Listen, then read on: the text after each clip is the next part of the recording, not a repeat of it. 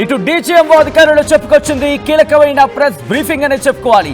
త్రివిధ దళాలకు సంబంధించి మెత్తగా వార్నింగ్ ఇచ్చి పడేశాయి. ఈ రోజు రాత్రి కనుక పాకిస్తాన్ బరితెక్కించిందో, ఈ రోజు రాత్రి కనుక ఒకవేళ దుస్సాహసానికి ప్రయత్నించిందో, ఈ రోజు రాత్రి కనుక అదే డ్రోన్లను అదే ఎయిర్ ఇంట్రూషన్ కు పాల్పడిందో, ఈ రోజు ఉంటది పాకిస్తాన్కి పుచ్చ పగిలిపోద్దన్నమాట. అంతేకాదు మొత్తంగా ఎంతమంది అటు పాకిస్తాన్ ఆర్మీకి మరణించారనే, పాకిస్తాన్ ఆర్మీ నుంచి ఎంతమంది మరణించారనే అంశాన్ని కూడా చెప్పుకొచ్చింది. త్రివిధ దళాలకు సంబంధించిన డీటెయిల్స్ ని 35 నుంచి 40 మంది మరణించినట్టు, 35 to 40 పాక్ పర్సనల్స్ వాళ్ళు మరణించినట్టుగా చెప్పుకొచ్చింది డీజీఎంఓ. దీంతో పాటు మరికొన్ని అంశాలకు సంబంధించి చెప్పుకొచ్చిన పరిస్థితి ఉంది. అదేంటంటే ఎట్లా టార్గెట్ చేశారు, వాటి ప్రిసిషన్ ఎలా తీసుకున్నారు, వాటిని ఎలా టార్గెట్ చేశారు, 1 2 3 4 ఒక చోట ఒక ప్రిసైజ్గా అంటే ఒక ప్రిసిషన్తో ఎలా టార్గెట్ చేశారు, ఇవన్నీ కూడా వాళ్ళు చెప్పుకొచ్చారు. దీంతో పాటు 100కు పైగా అది మీరు చూడొచ్చు. ఒకటి అదే టార్గెట్ దగ్గర, అదే లొకేషన్ దగ్గర ఎలా టార్గెట్ చేయగలరు. బాంబ్ నెంబర్ 1 మీరు చూస్తే మొదటి బాంబు వేసిన లొకేషన్ అది. అదే లొకేషన్ దగ్గర మీరు చూస్తే రెండో బాంబు కూడా అక్కడే పడుతుంది. కరెక్ట్ గా మీరు చూడండి అదే లొకేషన్. వాళ్ళు ఏమంటారు, ఇది ఎక్కడో తెలుసా, ఇది ఎక్కడో కూడా చెప్పే ప్రయత్నం చేస్తాను. మరి ముఖ్యంగా ఇక్కడ లొకేషన్ కి సంబంధించి మాట్లాడుకున్నప్పుడు ఇది ముర్దికే, దాంతోపాటు బహల్పూర్కి సంబంధించి ముర్దికేకి సంబంధించి మనం చూస్తున్నాం. ఇది రెండవది. దాని పక్కన కుడివైపున పడింది. మీరు చూడొచ్చు నల్లటి పొగ వస్తుంది కదా, అది బాంబు నెంబర్ 3 మూడో బాంబు కూడా అక్కడే పడింది.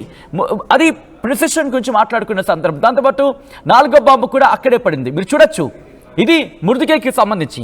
ముర్దికే అక్కడ కన్స్ట్రక్షన్ ముర్దికే దగ్గర ఆ బిల్డింగ్ ని కూల్చివేసిన గట్టి కావచ్చు, ఆ ప్లేస్ మీద అటాక్ కి సంబంధించి కావచ్చు వాళ్ళు చెప్పుకొచ్చిన పరిస్థితి. అసలు అక్కడెందుకు టార్గెట్ చేశారనేది కూడా క్లారిటీ ఇచ్చుకొచ్చారు. ఎలా అంటే ఇక్కడ ఇంకొక మాట వినిపించింది. మరీ ముఖ్యంగా పాక్ పౌరుల మీద దాడి చేశారంటూ ఆ దేశం గగ్గోలు పెట్టింది. దీంతో ఈ రోజు మన త్రివిధ దళాలు డీజీఎంఓ స్థాయి అధికారులు లాగిపెట్టి లంపక ఇచ్చినట్టుగా చెప్పుకొచ్చారు. అసలు దీంట్లో ఎక్కడ పౌరులు ఉన్నారు మాకు చూపించండి అంటూ వాళ్ళు చెప్పుకొచ్చారు. మీరు చూడొచ్చు అక్కడ ఉన్నది ఉగ్రవాదులు. ఇక్కడ వాళ్ళకి ఒకటే చెప్తున్నారు, ఉగ్రవాదులు మమ్మల్ని టార్గెట్ చేస్తే మేము ఉగ్రవాదుల్ని టార్గెట్ చేస్తాం, మీరేది చేస్తే అదే తిరిగిస్తాం.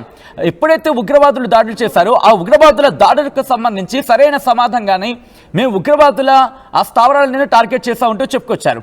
ఆ తర్వాత ఏం జరిగింది, ఆ తర్వాత మిలిటరీ స్థాయి అధికారులు వచ్చి మా మీద దాడిలోకి చేస్తే అప్పుడు మేము మిలిటరీ ఇన్ఫ్రాస్ట్రక్చర్ మీద దాడి చేశాం. అది ముఖ్యంగా ఎయిర్ ఇంట్రూషన్ జరిగింది, అంటే గగనతలంలో చొరబడ్డం జరిగింది అంటూ కూడా వాళ్ళు చెప్పుకొచ్చారు. మరి ముఖ్యంగా ఇప్పుడు ఇంకో మాట అన్నారు వాళ్ళు, ఈ రోజు రాత్రి కనుక కవ్వింపు చర్యలకు దిగినా, ఈ రోజు రాత్రి కనుక ఈరోజు ఏవైనా పిచ్చి ప్రయత్నాలు చేసినా వెంటనే వాళ్లకు సరైన సమాధానం ఉంటుంది. మరి ముఖ్యంగా చెప్పాలంటే ఇక్కడ ఆ ఫోర్సెస్ కి ఫుల్ పవర్స్ ఇచ్చింది ప్రభుత్వం, ఫుల్ పవర్స్ ఇచ్చేసింది. ఇటు ఆర్మీ కావచ్చు, నేవీ కావచ్చు, వీళ్ళందరూ కూడా ఫుల్ పవర్స్ ఇచ్చేసింది. ఒకవేళ రాత్రి కనుక వాళ్ళకి అయ్యాని కాలు దువ్వునా, లేకపోతే డ్రోన్ వచ్చినా, లేకపోతే ఎల్ఓసి దగ్గర తుపాకీ గుండు పేలినా, ఏం జరిగినా ఈ రోజు రాత్రికి తిరిగి మనం అంటూ ఉంటాం కదా పూర్తి స్థాయిలో ఇచ్చి పడేయడం అని చెప్పి, అదే ఉంటుంది. దీంతో పాటు ఇంకా కొన్ని కీలక అంశాలను వాళ్ళు ప్రస్తావించారు, అవన్నీ కూడా చెప్పే ప్రయత్నం చేస్తారు. ఒక్కసారి వాళ్ళ ఎక్స్ప్లెనేషన్ చూద్దాం.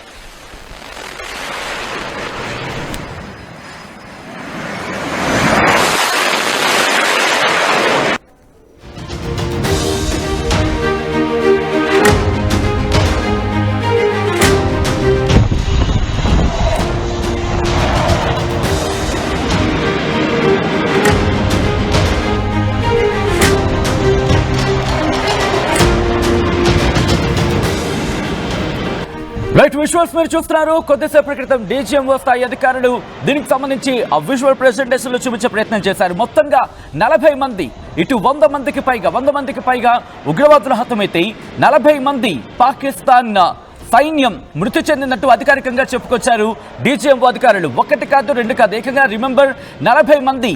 ఇక్కడ భారతీయుల సైనికులు 5గురు మరణించారు. భారతీయ సైన్యం 40 మంది పాకిస్తానీ సైనికులు మరణించారంటూ కూడా డీజీఎంఓ అధికారులు చెప్పారు. ఒకసారి ఇదే అంశానికి సంబంధించి డీజీఎంఓ స్థాయి అధికారులు ఏమన్నారు ఒకసారి చూద్దాం. We further strengthened our deployment and also initiated some pressure points to send a very clear and unambiguous message to the other side to desist from any misadventures on land. Some of the airfields and dumps saw repeated attacks in waves from the air. all were thwarted. The Pakistan Army has reported to have lost approximately 35 to 40 personnel in artillery and small arms firing on the line of control between the 7th and the 10th of May. We further strengthened our deployment and also initiated some pressure points to send a very clear and unambiguous message to the other side to desist from any misadventures on land.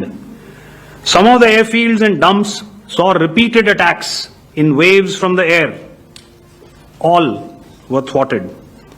The Pakistan Army has reported to have lost approximately 35 to 40 personnel in artillery and small arms firing on the line of control between the 7th and the 10th of May. We further strengthened our deployment. Right, అది ఇక్కడ త్రివిధ దళాలకు సంబంధించి మరి ముఖ్యంగా director general of military operations అధికారులు చెప్పుకొచ్చింది lieutenant general Rajiv ఘై అని చెప్పుకొచ్చారు. ఆయన ఏమంటున్నారంటే కనుక పాకిస్తాన్ సైన్యం 35 నుంచి 40 మంది సుమారుగా మరణించారు. సుమారుగా 35 నుంచి 40 అంటూ అధికారికంగా చెప్తున్నారంటే అనధికారికంగా ఆ సంఖ్య ఎంత ఉందో ఆలోచించవచ్చు. ఈ నేపథ్యంలో ఒకసారి మీరు చూడొచ్చు, బాంబ్ 1, బాంబ్ 2, బాంబ్ 3 ఇది ఎక్కడ అనేది చెప్తే కనుక మురుత్కే దగ్గర జరిగింది. మురుత్కేనే ఎందుకో అక్కడ జరిగింది, మురుత్కే దగ్గర పరిస్థితి ఏంటి అనేది ఇవంతా కూడా డీటెయిల్గా నేను మీకు ఎక్స్ప్లెయిన్ చేసే ప్రయత్నం చేస్తాను. ఒకసారి ఆ బాంబ్ 1, బాంబ్ 2 అండ్ బాంబ్ 3 ఈ మూడింటిని పరిశీలించే ప్రయత్నం చేయండి. ఈ మురుత్కేకి సంబంధించి లష్కర్-ఏ తైబాకి సంబంధించిన కీలక స్థావరం. ఈ మురుత్కే దగ్గర ఎటువంటి పరిస్థితులు ఉన్నాయనేది కూడా నేను చెప్పే ప్రయత్నం చేస్తాను. మరి ముఖ్యంగా ఈ మురుత్కే దగ్గర పరిస్థితి మీరు చూసుకుంటే ఇది మర్కజ్ తైబా, మర్కజ్ సుభాన్ అంటూ కూడా చెప్తూ ఉంటారు. అటువంటి పరిస్థితి ఉంటుంది. ఒక్కసారి ఇక్కడే ఉంటుంది. ఇది లష్కర్ తైబా స్థావరం, శిక్షణా కేంద్రం. ఇంటర్నేషనల్ బార్డర్ కి ఆ బాంబ్ 1, బాంబ్ 2, బాంబ్ 3 చూస్తున్నారు కదా, అది ఇంటర్నేషనల్ బార్డర్ కి 18 నుంచి 25 కిలోమీటర్ల దూరంలో ఉంటుంది. Remember, from the international border అది 18 to 25 కిలోమీటర్స్ ఉంటుంది. 2008లో దాడికి గుర్తుంది కదా, అజ్మల్ కసబ్, డేవిడ్ అడ్లీ వీళ్ళని ట్రైన్ అయింది ఇక్కడే, వాళ్ళు ట్రైన్ అయింది ఇక్కడే. వీళ్ళని ఇది మొత్తం 200 ఎకరాలు ఉంటుంది. ఇది దీని సేవ భాగం జమాత్ దవా, దీనికి దీర్ఘకాలిక కీలక స్థావరంగా ఉంది. దీన్ని పేల్చారు. ఇది సాధారణ స్థావరం కాదు. దీన్ని టార్గెట్ చేసుకోవడానికి కారణం అది. ఆ డెప్త్ దానికి ఉంది. అజ్మల్ కసబ్, డేవిడ్ అడ్లీ వీళ్ళు ఇక్కడ ట్రైన్ అయ్యారు. ముంబై దాడులకు కీలక సూత్రధారులుగా ఉన్నారు. అలాగే 26 దాడులకు పాల్పడిన ఉగ్రవాదులు కూడా ఇక్కడే శిక్షణ పొందారు. ఇక్కడ వీళ్ళకి ఏం చేస్తూ ఉంటారంటే శిక్షణ ఇస్తూ ఉంటారు. ఎలా పేల్చాలి, వాళ్ళని ఎలా చంపాలి, ఇది వీళ్ళకి ఇచ్చే శిక్షణ ఇక్కడ. దీన్ని టార్గెట్ చేసుకోవడం జరిగింది. వాళ్ళు ఇక్కడ టార్గెట్ చేసుకోవడానికి కారణం అది. Bomb 1, bomb 2, bomb 1, bomb 2, bomb 3 మీరు చూడొచ్చు, సేమ్ లొకేషన్ లాగే కనిపిస్తున్నాయి, కానీ దాన్నే ప్రిసిషన్ అంటారు. అంటే ఒక లక్ష్యాన్ని చూసుకొని, ఒక లక్ష్యాన్ని పర్టికులర్గా ఎంపిక చేసుకొని అక్కడే టార్గెట్ చేయడం. మీరు చూడొచ్చు, అది కొన్ని కిలోమీటర్ల దూరం నుంచి మనం టార్గెట్ చేస్తాం. రిమెంబర్, ఎక్కడ కూడా మనం పాకిస్తాన్ బోర్డర్లోకి అడుగు పెట్టలేదు, పాకిస్తాన్ సరిహద్దు దాటలేదు. మనం మన సరిహద్దులో ఉండే ఇక్కడి నుంచి కొట్టాం, కొట్టినప్పుడు మీరు చూస్తే ఎంత ప్రిసైజ్గా పడిందో మీరు చూడొచ్చు. ఒక బాంబ్ 1, బాంబ్ 2, బాంబ్ 3 ఈ 3 కూడా మనకి క్లియర్ కట్గా చెప్తున్నాయి, అక్కడ పరిస్థితిని అద్దం పడుతున్నాయి. వాటిని లేపేసిన పరిస్థితి. మొత్తం 4 బాంబులు అంటూ కూడా వారు చెప్పుకొచ్చారు. మురుత్కే, డోంట్ ఫర్గెట్, మురుత్కే అనేది చాలా కీలకమైంది. ఇక్కడ కనుక ఇది కానీ లేకపోయి ఉంటే మరికొంతమంది ఉగ్రవాదులు ఇక్కడి నుంచి పుట్టుకొచ్చేవారు. రైట్, మాజీ wing commander, retired wing commander Jaganmohan మనతో పాటు ఫోన్ లైన్లో జాయిన్ అవుతున్నారు, లైవ్లో జాయిన్ అవుతున్నారు. జగన్మోహన్ గారు నమస్తే అండి. నమస్తే అండి. జగన్మోహన్ గారు, ఈరోజు కొద్దిసేపటి క్రితం మన వాళ్ళు ఇదే అంశానికి సంబంధించి డీజీఓ స్థాయి అధికారులు చెప్పుకొచ్చారు. వాళ్ళంటుంది ఏకంగా 40 మంది, 35 నుంచి 40 మంది మరణించారనేది. ఇది పాకిస్తాన్ సైన్యం మీద ఎంతటి ప్రభావాన్ని చూపించచ్చండి? వాళ్ళు దుస్సాహసం చేశాక పరిణామాలు ఫేస్ అవ్వాలనేది ప్రతి ఆర్మ్ ఫోర్స్ కి చాలా క్లియర్ గా తెలుసండి. వాళ్ళు ఎంతమంది చనిపోయారు, ఎందుకు చనిపోయారు, ఏంటి అనేది వాళ్ళు ఇంటర్నల్లీ వాళ్ళ లీడర్షిప్ మీద వాళ్ళు రియాక్ట్ అవ్వాలి. మనం దాని గురించి I don't think we have to be concern. Definitely it will be very very demoralising. And దాని పరిణామాలన్నీ పాకిస్తాన్ ఆర్మ్ ఫోర్సెస్ లో కనిపిస్తాయి. జగన్మోహన్ గారు ఇక్కడ ప్రధానంగా వినిపిస్తున్న మాట ఏంటంటే కనుక ఇక్కడ హైటెక్ విమానాలను ఉపయోగించారు, హైటెక్ యుద్ధ విమానాలను ఉపయోగించారు, వాటిని కూల్చేసామంటూ చెప్పుకొచ్చారు డీజీఎంఓ స్థాయి అధికారులు. సో ఇక్కడ ఏమైనా F-16 ఏమైనా కూల్చేస్తారు అనుకోవాలండి, ఎందుకంటే వాళ్ళ దగ్గర ఉన్న F-16 JF-17 లాంటివి కదా ఉన్నాయి. చాలా క్లియర్ గా director general air operations air marshal AK Bharati గారు చాలా చక్కగా చెప్పారండి. అవునండి. వాట్ ఈస్ ఎంఫసైజ్డ్ ఇస్ నాకు నెంబర్ తెలుసు, నేను ఇప్పుడు నెంబర్ చెప్పట్లేదు, let us have proof, because ఏదైతే మనం కొట్టామో అటువైపే పడినాయి అయ్యి ఏది కూడా వాళ్ళ విమానం అనేది ఇటువైపు దాటలేకపోయింది. So once the proof comes clear గా చెప్తారు. మనం ఇప్పుడు స్పెక్యులేట్ చేయడం కరెక్ట్ కాదనుకుంటాను. అండ్ ఇంకొకటి, when somebody was trying to give a hint and ఆయన నోట్లో మాటలు పెట్టబోతే ఆయన అన్నారు, నేను దానికి ఎస్ ఆర్ నో చెప్పను, హైటెక్ అని వదిలేద్దాము, దాని గురించి ఇంకా మాట్లాడొద్దు అని చెప్పి is advise not only that particular journalist, I think దేశం మొత్తానికి ఇట్స్ అ హింట్ అండి. మనందరం కూడా కొంచెం ఇలాంటి స్పెసిఫిక్స్ లోకి వెళ్లకుండా మనం చేయాల్సింది చేశాము, చాలా బాగా చేశాము, and very soon will know all the specific details. Right. మీరు అన్నప్పుడు ఇంకొక మాట గుర్తొస్తుంది, పాకిస్తాన్కి సంబంధించి వాళ్ళు క్లెయిమ్ చేసుకుంటున్నారు, స్కూల్ ఉంది కానీ సోషల్ మీడియా అంటున్నారు, ఇదంతా వాళ్ళు ఒక వాగడం జరుగుతోందండి. సో ఎలా చూడాలి వీళ్ళు, ఎందుకంటే వాళ్ళు చెప్పగలుగుతున్నారు కానీ ధైర్యం చేయలేకపోతున్నారా, లేకపోతే భయపడుతున్నారా, ఎలా చూడాలి పాకిస్తాన్ చెబుతున్న వర్షన్ వింటూ ఉంటే?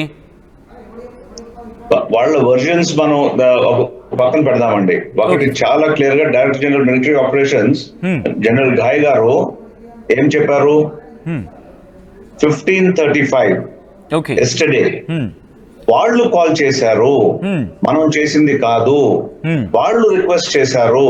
అండ్ ఈ డిజిఎంఓ లెవెల్ టాక్స్ అనేది it's a well established international protocol. ఎప్పుడెప్పుడైతే ఇలాంటి ఘర్షణలు అవుతాయో డిఎస్కలేషన్ ఎవరైతే రిక్వెస్ట్ చేస్తారో అది every responsible and civil country will consider it. మనం వీఆర్ యాజ్ అ నేషన్, నేను ధర్మా ఛానల్స్ కూడా చాలా సార్లు I was talking about it, we are a very very responsible country and today we hold the status of being the 4th largest economy in the world.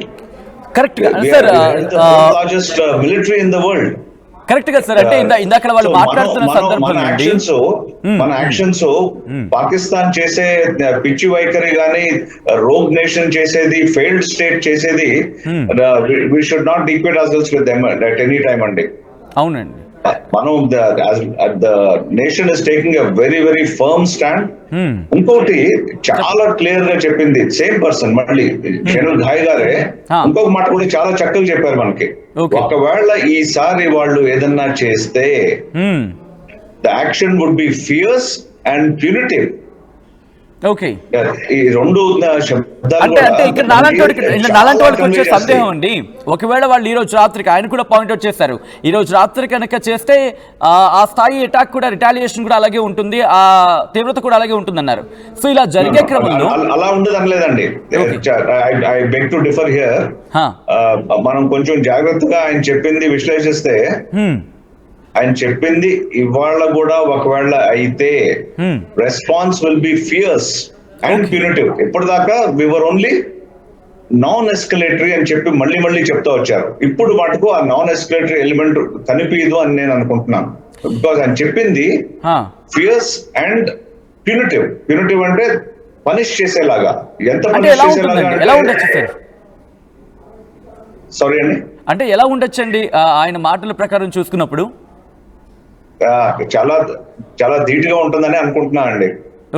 వాళ్ళు చేసిన పనికి మనం ఎక్కడెక్కడి నుంచి అయితే ఈ ఎయిర్ క్రాఫ్ట్స్ లాంచ్ అయ్యి వస్తున్నాయో ఆ బేసిస్ ని కొట్టి చూపించాము క్లియర్ గా. ఏ బేసిస్ కొట్టారు, ఎందుకు కొట్టారు, వాళ్ళ నేషనల్ క్యాపిటల్ బేస్ చక్లాల అనేది అవునండి. చక్లాల. అది కూడా క్లియర్ గా ఎయిర్ మార్షల్ భారతి గారు ఎంఫసైజ్ చేసి మరీ చెప్పారు. Noor Khan air base, right? Noor Khan air base, right? No, this was Lahore, then drones. కొట్టింది, సారీ, చక్లాల అండి. అవునండి. Chaklala right next to Islamabad. So it is like New Delhi మీరు స్ట్రైక్ చేస్తే ఎంత కల్లోలో ఉంటుంది ఆలోచించండి. అలా మనం చక్లాల అనేది వాళ్ళ నేషనల్ క్యాపిటల్ ని కొట్టాం. అది కూడా చాలా, అక్కడ కూడా మనం we have been very calibrated, balanced and only hitted air base. అదే ఎయిర్ బేస్ కొట్టే బదులు ఇక్కడ సెలెక్టెడ్ ఎనీ టార్గెట్. అది దేశం పాకిస్తాన్ మొత్తానికి తెలుస్తుంది. సో అది దట్ ఫియర్ ఆఫ్ గాడ్ వాళ్ళకు కన్వే చేశాం కాబట్టి DGM కాళ్ళబేరానికి వచ్చారు మరి.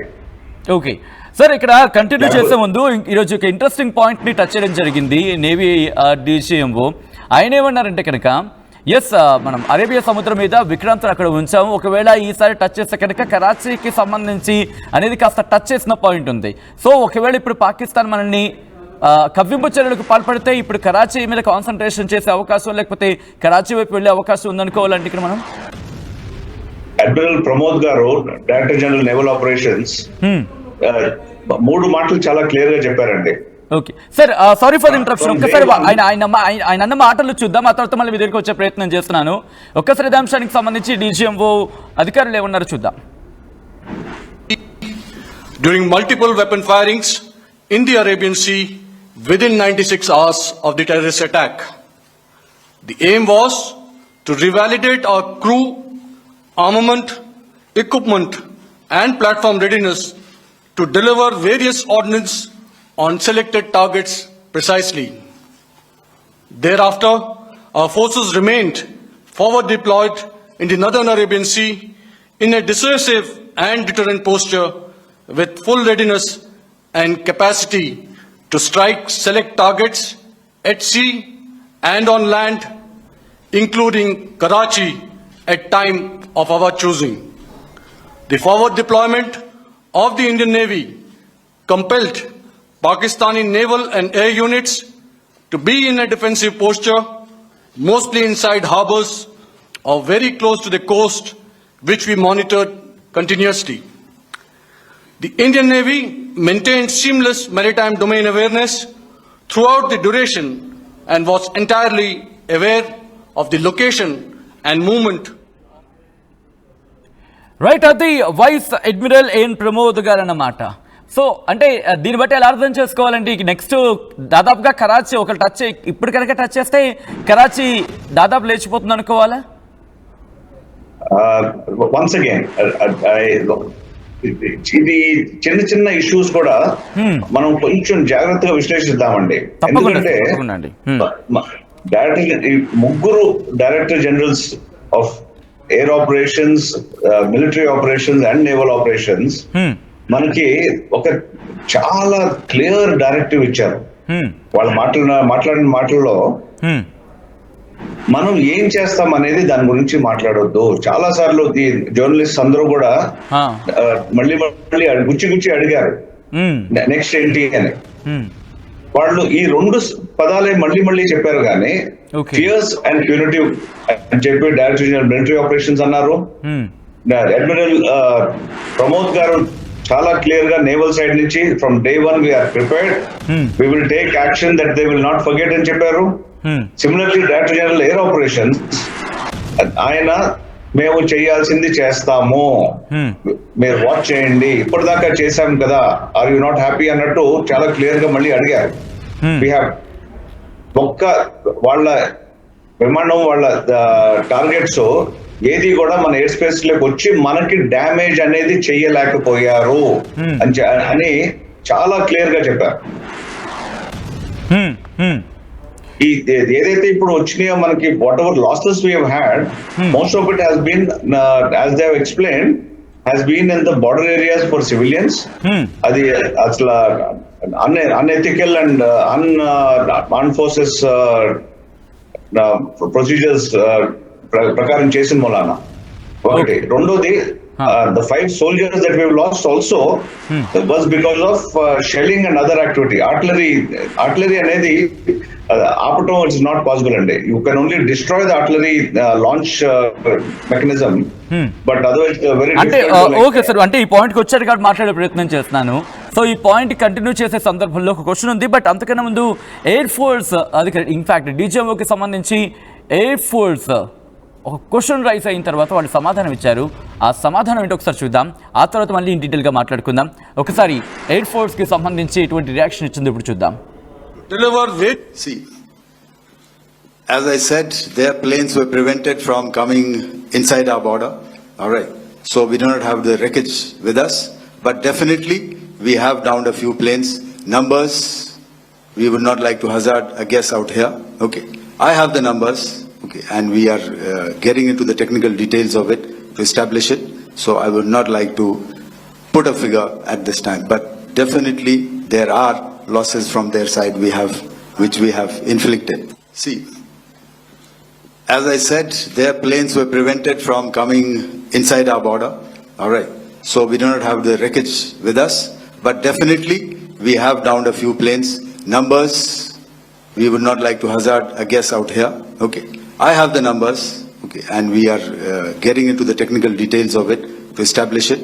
So I would not like to put a figure at this time, but definitely there are losses from their side which we have inflicted.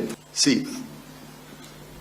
All right, అది DGMO స్థాయి అధికారులు మాట్లాడుతున్న సందర్భం. ఎయిర్ ఆపరేషన్కి సంబంధించి మరి ముఖ్యంగా వాళ్ళ యుద్ధ విమానాలను పేల్చేశాం అనేది క్లియర్ కట్గా చెప్పుకొచ్చారు. ఈ నేపథ్యంలో ఒక్కసారి వాళ్ళన్న మాట మనం విన్నాము. ఇప్పుడు ఒకసారి జగన్మోహన్ గారి దగ్గరికి వెళ్ళే ప్రయత్నం చేస్తున్నాను. రిటైర్డ్ వింగ్ కమాండర్ జగన్మోహన్ గారు చాలా క్లారిటీగా, చాలా క్రిస్పీగా, చాలా క్లియర్గా చెప్పే ప్రయత్నం చేశారు. ఇప్పుడైతే నెంబర్లు చెప్పాను, బట్ మేమైతే వాళ్ళకి డ్యామేజ్ చేశాం. దాంతోపాటు కొన్ని అక్కడే వాళ్ళ భూతల మీద పడ్డాయి అంటూ కూడా చెప్పుకోవాల్సిన పరిస్థితి ఉంది. కాబట్టి ఇప్పుడు మళ్ళీ ఎయిర్ ఇంట్రూజన్కి పాల్పడుతుందా పాకిస్తాన్ అనే క్వశ్చన్ రైజ్ అవుతూ ఉంటుంది. బట్ అంత జరిగిన తర్వాత కూడా నిన్న కూడా ఇదే అంశానికి సంబంధించి మాట్లాడుకున్న పరిస్థితుల్లో కూడా ఎయిర్ ఇంట్రూజన్ చేసింది కదా. మరి ఇప్పుడు ఈ నమ్మే అవకాశం ఉంటుందా? నమ్మచ్చా అండి ఈరోజు? ఇంత క్లారిటీతో మన డైరెక్టర్ జనరల్స్ అందరూ కూడా కలిసి ఒక చోట కూర్చొని ఒక మెసేజ్ కన్వే చేశారండి. అవునండి. ఈ మెసేజ్ ఆబ్వియస్లీ ప్రపంచం అంతా వింటుంది. అవును. Just not for domestic consumption కాదు ఇది. The whole world is listening to us. And Pakistan America కూడా నో అని, ఇతర వాళ్ళ మిత్ర దేశాలకి నో అని ఇంకా సాహసం చేస్తే కాన్సిక్వెన్సెస్ వాళ్ళు డెఫినెట్లీ ఫేస్ చేస్తారండి. అండ్ కాన్సిక్వెన్సెస్ డెఫినెట్లీ మామూలుగా అయితే ఉండవు. ఓకే, రేపు డీజీఎంఓ స్థాయి అధికారుల భేటీ అంటే చాలా ఉత్కంఠ ఉంటుంది. ఎటువంటి అంశాలు డిస్కషన్కి వచ్చే అవకాశం ఉంటుంది? సాధారణంగా ఏ పాయింట్స్ రైజ్ అవుతూ ఉంటాయండి? ఏ పాయింట్స్ మాట్లాడతాము, మా స్ట్రాటజీ ఏముంటుందని డీజీఎంఓ గారు ఇవాళ బ్రీఫ్ లో జర్నలిస్ట్ ఇన్ పర్సన్ అడిగినా సరే ఆయన చెప్పలేదండి. So let us keep it like that. అంటే సాధారణంగా ఎలా ఉంటుందండి? అంటే క్వశ్చన్ వరకు వెళ్ళొద్దు మనం, పోనీ ఎలా ఉంటుంది అంటే నేను ఎందుకంటున్నా అంటే మనం we can only take a guess. Okay. They should, I'm sure, let us give credit to those highly accomplished personnel who are sitting in those seats today. ఆ సీట్ లో ఉండి ఆయన ఏ కారణాల వల్ల ఈ ఇష్యూ గురించి మాట్లాడలేదు అనేది ఏదో కారణం ఉంటుంది కదా. చాలా బలమైన కారణం ఉంటేనే అలా చెప్పకుండా ఉంటారు. సో మనం let us respect that and leave it at that. Sure. Jaganmohan గారు 7వ తారీఖు నుంచి ఆపరేషన్ గురించి చెప్పుకుంటూ వచ్చారు. ఇంత ప్రిసైజ్గా స్ట్రైక్ చేయడానికి ఎటువంటి ఆలోచనలు వెళ్ళుంటారు? ఎందుకంటే ప్రెజెంటేషన్లో కూడా చెప్పుకొచ్చారు అంత ప్రిసైజ్గా 4 బాంబులు ఒక చోటే పడ్డాయి. బట్ పాకిస్తాన్ వర్షన్ అన్నదో వెర్షన్ వినిపించింది, పౌరుల మీద దాడి చేశారని చెప్పి.